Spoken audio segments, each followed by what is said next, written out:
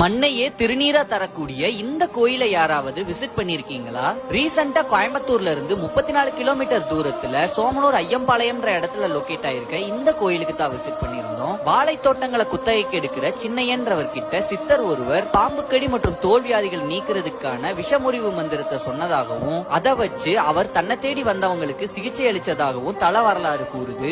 அவர் இறந்ததுக்கு அப்புறம் அவர் இருந்த கிழுவை மரத்துக்கு கீழே இருக்கிற சிவலிங்கத்தையே வழிபட்டு அங்கேயே கோயில் கட்டி அங்க தோன்றின புற்று மண்ணையே திருநீராகவும் வச்சு இந்த ஊர் மக்கள் வழிபட ஆரம்பிச்சுட்டாங்க. இப்படி சுமார் 300 வருஷம் பழமையான இந்த கோயில்ல இப்பவும் மண்ணையே திருநீரா கொடுக்கறாங்க. இந்த மண்ணை உடம்புல தேய்ச்சா தோல் சம்பந்தப்பட்ட வியாதிகள் நீங்குவதாகவும் தண்ணீர கலந்து வீடுல தெளிச்சா விஷப்பூச்சிகள் வீட்டுக்குள்ள வராதுன்னு நம்பிக்கை இருக்கு. இது மட்டும் இல்லாம தினமும் 100 பேருக்கு இலவச அன்னதானமும் மக்கள் தங்கி போறதுக்கு சத்திரமும் அமைச்சிருக்காங்க. சோ நீங்களும் இந்த கோயிலை ஒன்ஸ் விசிட் பண்ணி பார்த்துட்டு எப்படி இருந்துச்சுன்னு கமெண்ட் பண்ணுங்க.